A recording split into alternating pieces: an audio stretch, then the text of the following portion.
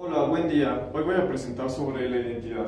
Antes creo que es importante definir qué es la identidad. La identidad son las características individuales o colectivas que hacen diferentes a los unos de los otros. Ahora, la identidad se conforma de tres rasgos muy particulares que se pueden identificar dentro de cada uno de los rubros que explicaré a continuación. La identidad nacional conforma un sentido de identificación de acuerdo a Joseph. La identidad cultural, en cambio, afirma que esta no es estática, se mantiene en constante movimiento, está cambiando conforme pasa el tiempo. Y la identidad política hace que los individuos tengan cierto apego a alguna postura política, a algún partido político. Esto es muy importante porque, de acuerdo a intelectuales como Walt Miller, Tag Henry, cada individuo se encuentra conectado con grupos más pequeños. Por lo tanto, los tres rubros con los que se conforma la identidad son identificación, conexión y transición, afectando así a todos los individuos dentro de una sociedad. Ahora me centraré específicamente en esta situación. Todos los años el presidente de México encabeza el grito a la independencia. El grito de independencia o grito de Dolores es dado el 15 de septiembre en conmemoración a la independencia de México. Se relacionan aquellos conceptos de política global como globalización, sustentabilidad y desarrollo. Además, de esta misma situación derivan otras cuestiones políticas, como por ejemplo hasta qué punto el presidente de la República representa esta identidad nacional, o por qué mandatarios públicos se ven obligados a presentarse en la escena pública para ceremonias. Y de la misma manera habría que preguntarse cómo es que la identidad afecta al desarrollo de nuevas políticas. Bueno, actores que participan en esta situación. El Estado, el presidente, quien encabeza el grito, es el único representante constitucional del poder ejecutivo. Esto nos da una idea del alcance que tiene. Muchas ONGs son invitadas a asistir al evento, y empresas multinacionales. No solamente empresarios se reúnen este día para celebrar el grito, sino que también hay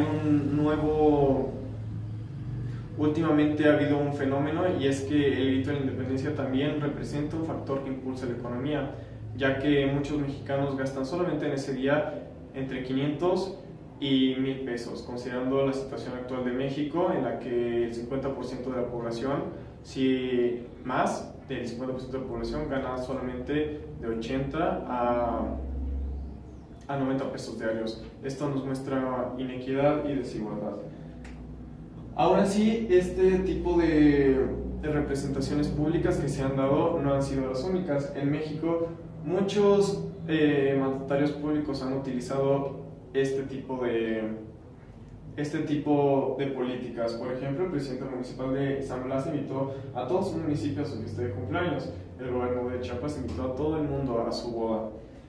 De la misma manera, el gobernador de Nuevo León le dio un caballo a cualquier participante que se ofreciera a cabalgar con él el día en que triunfó en las elecciones estatales como candidato independiente.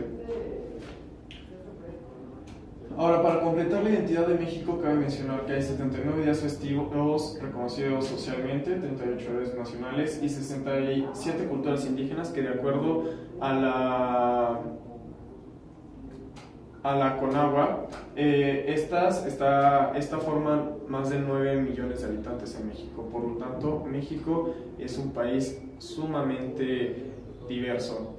Ahora, ¿cómo es que este tipo de políticas que apelan a la identidad han afectado a México? Bueno, México ha sido calificado como el segundo país con el índice más alto de felicidad.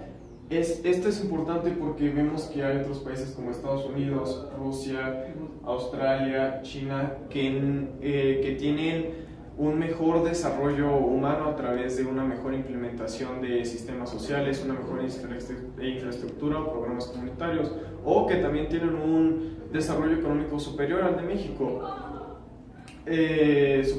Su Producto Interno Bruto crece constantemente y son competitivos internacionalmente.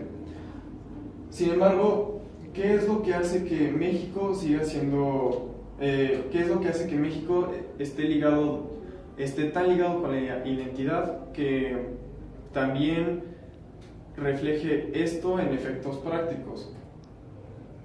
Bueno, el Happy Planet Index utiliza dos herramientas muy importantes, el Gallup Poll, que mide la percepción de bienestar, y el Global Footprint Network, que mide el desarrollo sustentable mundial. Ahora, tras investigar e indagar un poco, he recolectado todos los datos utilizados entre estos dos, y tras utilizar el coeficiente de Pearson es un coeficiente utilizado para medir la relación que hay entre dos variables totalmente aleatorias entre ellas, sin importar la medida.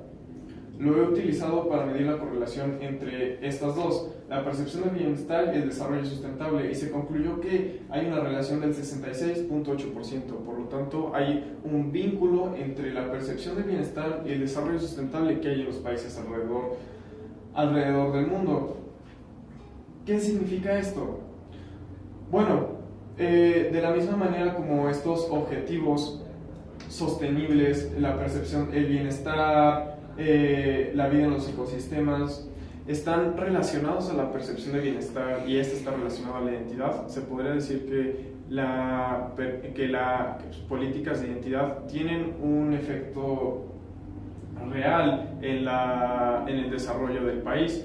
Por lo tanto, aquellos países que no cumplen con esta visión de un desarrollo sostenible económicamente, socialmente o medioambientalmente, es porque posiblemente tienen factores que inhiben a la identidad al interior de sus fronteras. Ahora, ¿qué he aprendido de esto? Bueno, que existen factores sociales ligados al medio ambiente. ¿Cómo? Bueno, Pearson es una muestra de esto. Factores políticos relacionados a los sociales. Existen días festivos, héroes nacionales, políticas sociales que tienen un impacto real en la sociedad.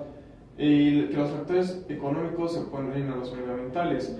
Un gran eje que utiliza el índice de felicidad es esta percepción del desarrollo sustentable, que como podemos ver, no siempre los países con un mayor desarrollo humano o económico son aquellos precisamente sustentables. Ahora, ¿qué puedo concluir de esto? Bueno, México no tiene la misma capacidad que otros países, no consta de acuerdos de gran relevancia en el ámbito internacional como para poder establecer sus intereses en la agenda internacional.